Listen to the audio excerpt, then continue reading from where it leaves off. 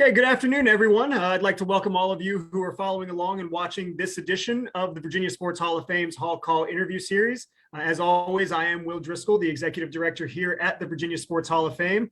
I hope everyone is enjoying fall, and hopefully your sports teams that you cheer for are giving you something to cheer for and not disappointing partners. Priority Automotive, the city of Virginia Beach, Optima Health, ESPN Radio 94.1, and DavCon Inc. Without their support, we wouldn't be able to do initiatives like Hall Call and everything. Late 20th century into the beginning of the 21st century, one of them called Virginia home with Old Dominion University field hockey. Over the course of 32 seasons, they would make 28 NCAA appearances, 16 Final Fours, and 9 national championships were brought back home. And you see on your screen right here with me, Beth Anders. Hi. Well, I'm getting every other word. Sorry. Well.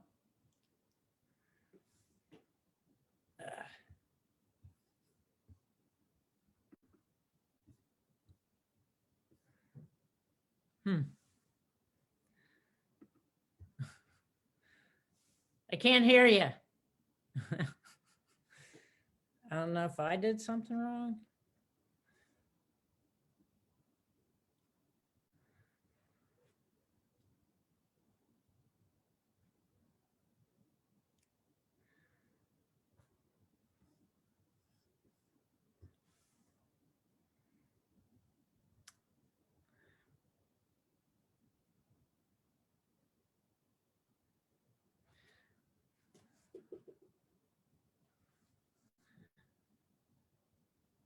Yeah.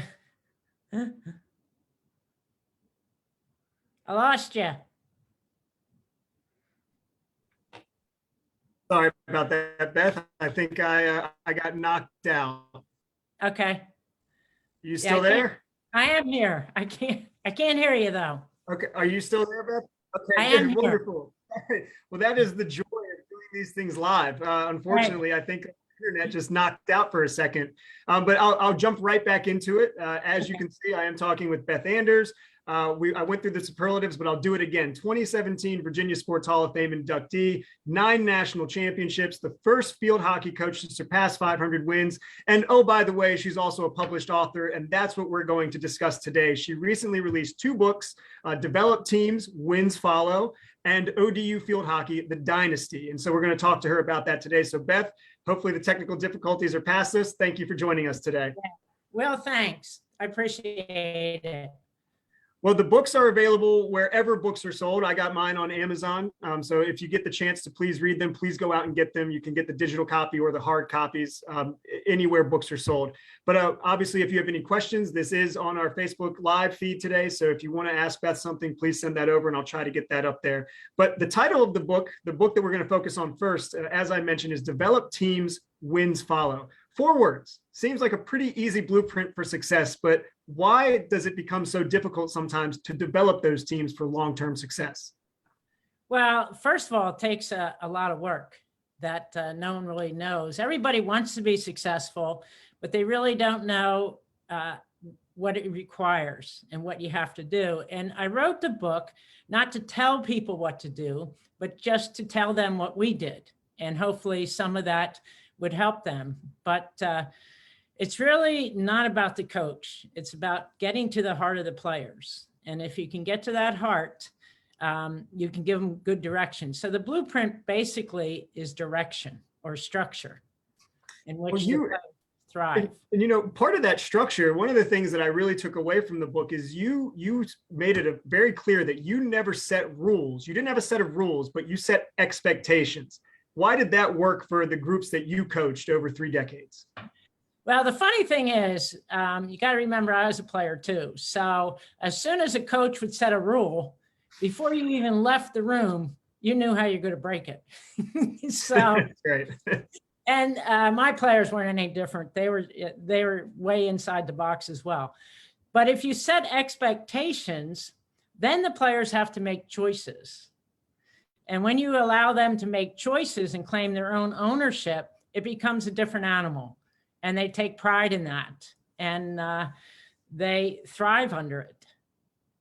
You mentioned that your players were interesting, and you know, they rules versus expectations. But a quote that stuck out to me as well was one of your players attributed to the success, the long-term success of ODU field hockey, was because we were not normal.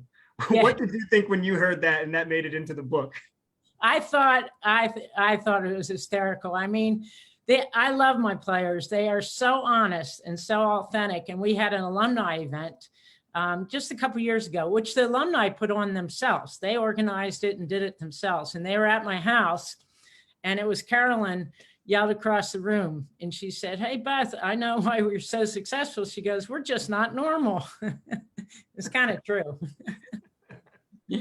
Well, when you started down the coaching path, you know, you actually your coaching, getting the job at ODU kind of came in a weird year for you. You had made the 1980 Olympic field hockey team as a player, but Right. you didn't play due to the U.S. boycott. After that, you then meet Dr. Jim Jarrett from ODU, and he offers you the position. Talk about that juxtaposition that year that got you into collegiate coaching. You had been coaching in high school. Right. Well, I call it a hinge moment in the book, because it's something that changes your life. I loved coaching high school, absolutely loved it. And I coached a lot of sports besides field hockey. And the boycott in December before 1980, they kind of announced that they were going to boycott, and I didn't believe it. And so the superintendent called me in, and before the boycott was announced, he said, "You have to choose between teaching or going to the Olympics." So that was pretty easy for me. I really wanted to play, and it was a dream to go to the Olympics. So as things happen, 1 week later, one door closes and somebody said, "You should apply down at Old Dominion." I said, "They'll never take a high school coach." You know, I was thinking that. I said, "Okay, I'll go down," and interviewed, and it was a perfect fit. I mean, Jim was just, we were on the same page. We wanted the same thing. He did question me about my height, you know, why not college? I didn't do college. But as it turned out, he wanted somebody to push the envelope, and he wanted somebody to challenge him. And I was grateful that he and Mickey picked me. Well, it ended up really being, you know, the right place, the right program at the right time. I mean, at that point, I think Title IX was less than 10 years old, and there was still the AIAW. You hadn't quite transitioned to the NCAA yet, but talk a little bit more about Dr. Jarrett's influence on that and how he focused on female sports and actually saw that as a positive and not a hindrance in building his athletic program. Yeah, he was a pioneer, and he believed in women's athletics. And he had a program called Selective Excellence that was just, he and Mickey made it, and it was just phenomenal, which meant there was 2 top tier teams, and then there were 3 second tier, and I don't know how many third tier. But and they were equal, like we were equal in the second tier with the other men's teams. And he felt that that was very important, and that he believed in women, and he supported women. And he was one of the first to actually give basketball scholarships. So he didn't give us everything. He told us we had to earn it. But if we did earn it and justify it, he provided an opportunity, which is what he did for women. So truly, I think a pioneer is probably the best way to describe him. You know, he's an inductee here at the Hall of Fame as well. And if you look at a lot of the Old Dominion inductees, they're from those female sports. You know, they had that impact, and it can all come down to just the culture that was built there. But as you got into coaching and as you started to build your resume in coaching, who were the coaches that you like looked up to, or that you read about? You read their story as somebody might be reading your story now. And then who did you seek out advice from even after you had success? Well, it's like you said, we were in the beginning. AIAW and NCAA really came in 81, I think. I'm not 100%, maybe 80, but 81. So there weren't a lot of women coaches in field hockey. We were starting it, so we had to figure it out. So I drew from other people like Mike, I can't say his last name, from Duke. And I mean, anybody, even business people. I just read and read and read as much as I could and try to understand where they came from. So I just listened to people. I watched people, and the main people I watched, honestly, Will, were my players. They told me what they wanted. And if they wanted something, they had to match the behavior to it. They couldn't say, well, we want to win, and then go off and do something else. They had to match a behavior to that. So.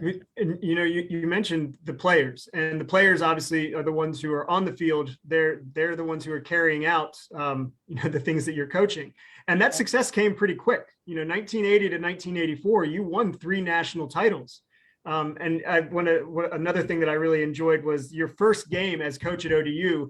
You were looking at the schedule and you asked who won the national championship last year. We want to play them first this season. Right. But how were you able to build that culture and that gain that much success that quickly? Is there a blueprint for that? What did that come down to? Well, I think when you're young, you just, as young as I was, I just guess you think you can do anything, which is not a bad thing. As long as that, like I said, you match behavior. So I took a group of girls and watched them and figured out what they could do. And actually, there were 3 things we did in the first 2 years: take the ball down the right, play defense, man-to-man defense, and hit the ball. That's it. We did nothing else, but we did that, and we did that hard. And when you work with somebody hard, they start to believe.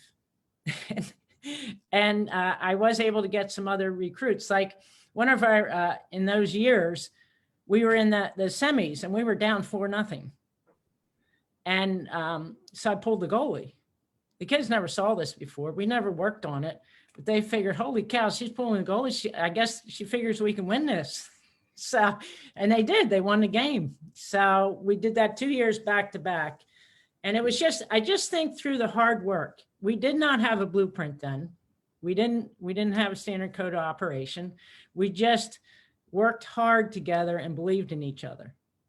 Well, in reading the book too, when you mentioned pull the goalie, I know that's an ice hockey, that's a long held ice hockey strategy. I didn't realize that wasn't really anything that had been done in field hockey, and you did it 2 years in a row, and you won national titles as a result of that.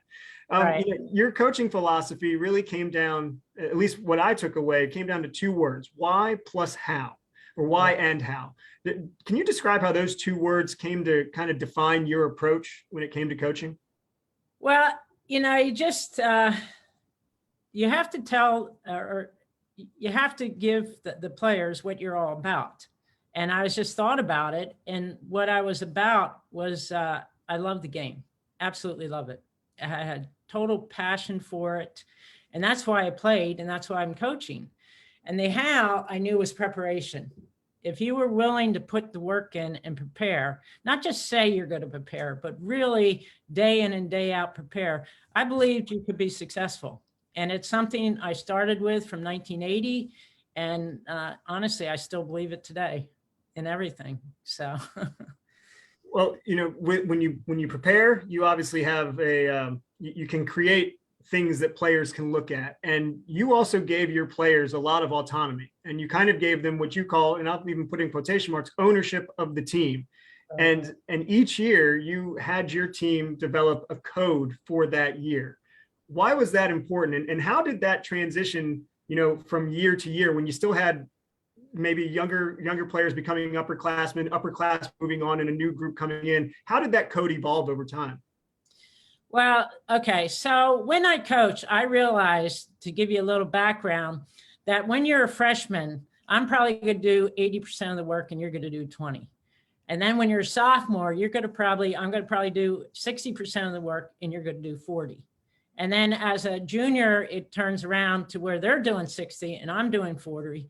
And then as a senior, they're doing 80 and I'm doing 20. So now they really have developed into their own ownership. And that's really important. And it's interesting, Will, because everybody thought I was a coach that my way or the highway. And I was completely the opposite, and I let them set a word. Like one year, it's our playground. It was their code or their word. And the reason that was so important, because they were so good and had so many expectations, I just believe they had to feel every day they went on the field, it was a playground, that it was fun, that you play like a kid on a playground. And they just go, yeah, wow, and bought into it. And it just took them through the season. So. Did it take you a few seasons to determine that, you know, you had to give the players some of that ownership? You know, I mean, as a new coach, you know, your first time in college, you obviously want things to be done your way, and you want to take ownership of your program. But at what point did you realize that, no, this is the players' program too, and they're going to be the ones that kind of right? It was create this legacy and hopefully give us that long-term success. Right. Well, I believe from the get-go, from the first year I coached, that the players write their own story each year. And it was very important for them to write their own story. So it was really, now remember, I was still playing when I first coached. So I knew what was important, and it was that the players are the ones playing the game. So right from the get-go, what I would do is we had a season after our season, we had it called postseason in the spring. And that's where I learned about the players, where I watched them and listened and saw what was important to them and what they needed. And that's where I formed the word for the next year. And that was important to them. So. Well, I think that really, you know, I think that speaks to just the idea of the ODU field hockey program and the aura around it. And you know, you had this great relationship with your players where you constantly wanted to build that relationship from the day they stepped on campus. And like I said, it wasn't setting rules, but it was setting expectations. But there's a funny quote from you where you say players generally didn't like you the first 2 years. But you still didn't shy away from building those relationships because you saw how important they were. Why did you think it was difficult for the players to figure it out those first couple of years, or why was it difficult for them to see what it was you were trying to teach? Well, because they, for whatever reason, they were able to get away with things, and I didn't let them get away with anything. You know, if it's important, if you say something, you stand by it. So no one likes discipline, and there was discipline to it. No one likes to be held accountable. I don't, you know, I get mad at myself sometimes. And then the responsibility, once they start to see that that's important and you stay consistent on your message, then they come around. But at first they don't like you. They don't want to be disciplined. They want to do, you know, they want to get away with things, and they're normal, you know, and, but once they learn that, it's funny. Yeah. They get on board real quick. It's like a parent. Well, I'm learning now with an 8-year-old. Yeah. Yeah, that's right. I'm learning now with an 8-year-old that he knows everything. Yeah. And I think he figured that out about a year ago, and I know nothing. So I can only imagine what it's like when you bring in 20 teens into their 20s. Exactly. But it takes a village, and 9 national championships, 16 Final Fours, 28 NCAA appearances doesn't just happen because Beth Anders is the head coach. It's a big component, but it's not just the head coach. Talk about the support system that was able to be built at ODU to realize, we already talked about Dr. Jarrett, but talk about what else was in place there to help you realize the success and make sure that the program, while not getting everything, got what they needed to be able to be successful. Right. Well, Mickey Bell was an important cog too. She was my direct report, and she was so supportive. And you know, if I wanted to do something and Jim said no, she said, well, okay, we got to figure out how to do it. So we were all problem solvers. Even the secretaries were, I remember going into Jim's office one day wanting to ask him for something, and Sue Carroll said, not today. So everybody was aware of what was going on and had each other. But Tony Haig was unbelievable with academic support. And we all had the same thought that the players mattered, but we wanted to make sure they did it the right way. So, and my assistants, they were just, I was so fortunate to have them. Shar was one of my first ones. Several of my players were my assistants. Sue was there for 27 or 30 years. And we could, the thing is about the whole athletic department, you can disagree behind the door, because you're all fighting for the same thing. But when you walk out that door, you're on the same page. And those conversations were good. We weren't cheerleaders. We wanted to get something done. And we were very honest and authentic with each other. So I think that works. And of Well, I course, think that what's that? Oh, I was going to say, I think that cohesion definitely carried on to your players. You know, one of the things that I really enjoyed reading was just how involved the players were, not just during the season. You know, it was during summer camps. It was alumni coming back and kind of showing the way to the new crop of players that this is ODU field hockey and this is what's expected of you. You know, how excited were you when you saw all of that post playing involvement from your alumni, from the girls that you coached? Well, the summer camps, let me talk about that. That was so important because when we initially started out, we weren't fully funded until about the last 8 or 10 years of my coaching. So we had to make money. So we didn't have the money. So Mickey goes, well, Jim says, then you have to go out and get money from people and so forth and so on. I go, I can't do that. So I said, how about summer camps? So that was perfect. We ran 4 or 5 summer camps, brought in over $250,000 each summer that went somewhere in the school. And then part of that would go to our program. But at camps, we had alumni working, we had players working, teaching the game. And we weren't in an entertainment camp. We were a teaching camp. So alumni, I assigned alumni with the players that I thought would match and be good. So the alumni loved to tell stories and the players got really close to them. So it just created something. I mean, jobs happened from that. Everything happened from that. So it was just a great summer atmosphere that really was a big part of our program. Well, and you know, I think you can see that too in just reading. One thing that you see a lot if you read the book is there's still a lot of player input, and there's a lot of kind of anecdotes from players talking about things that you are writing about in the book, and I don't think that would have happened if they didn't mean it. And so I think that really speaks to the level of respect that they had for you. I want to get into a couple stories that I took from the book, and I don't want to give everything away because I do want people to go out, support you, read the book. But one of my favorite stories is, and I think, again, this highlights the trust that your players had in you. In one of the early championship game appearances, you talk about how the team was just struggling in the first half, and they weren't getting anything in. And so they go into halftime, and I can't remember what the exact score was, but you all were down.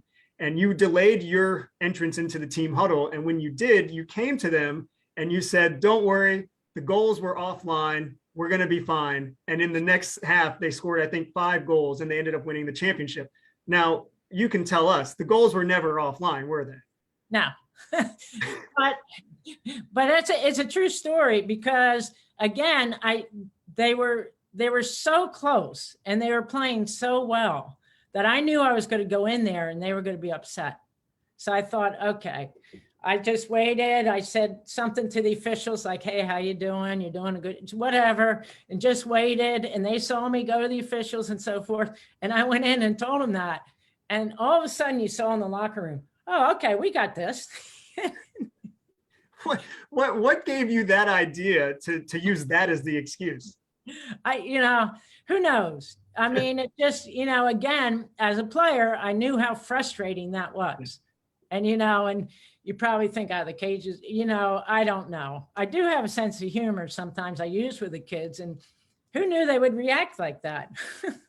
Well, it led to a national championship, and here we are all these years later, and multiple people corroborated that story in the book. So I thought that was great. And one other story from the book, the night before a national championship game, you gather a team in your hotel room and you pull out a Dr. Seuss book.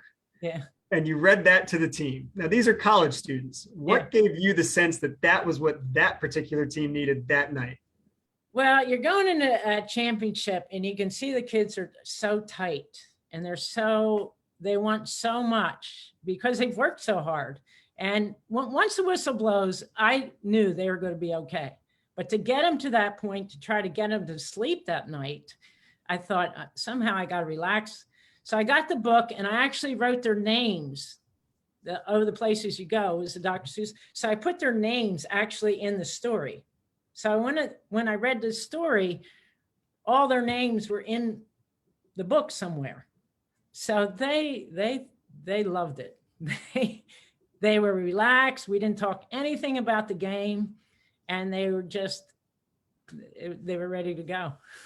Well, it goes to show that successful coaching is not just the X's and O's on the field. It's people management, it's development, and that's why the name of the book is "Develop Teams, Wins Follow." You had a co-author in this book, Dr. Eileen Hoblo, I believe is how you pronounce her name. But right. She, in her portion at the very end, she described you as tough and a people person. Now, from just my 38 years on this earth, those two things are typically mutually exclusive. Do you agree with that assessment? And if so, how are you able to balance the two? I do agree with it. I agree with it. Tough means that I would set an expectation and not quit until we got it. So, and the people part is people mattered to me and how they felt and what they did. And I'm a big listener and a watcher. I watch a lot of things and I try to figure out how to get them there. So I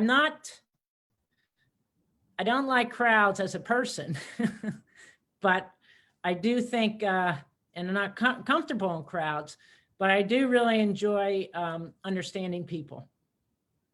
And I actually got that from my dad. My brother and I did, because he would take us into work on a Saturday, and he was an administrator, CEO of a company, and he knew every person's name and what they did.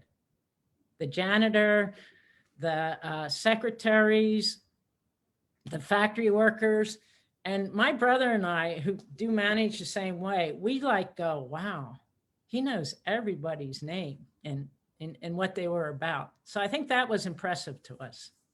You can certainly see the correlation, because you touch on that in the book as well, the correlation between learning from how your dad did, how your dad operated at his job, to how you ended up coaching and dealing with your players. Speaking of the players, the second book that you wrote was Old Dominion University Field Hockey, The Dynasty. But that is more the players kind of telling the story, not necessarily you kind of highlighting your coaching philosophy and principles. Right.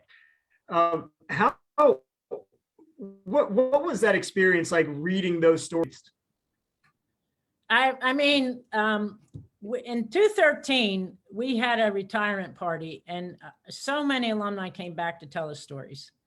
So I knew at that point, I wanted to somehow pay tribute to them, and I didn't know how to do it.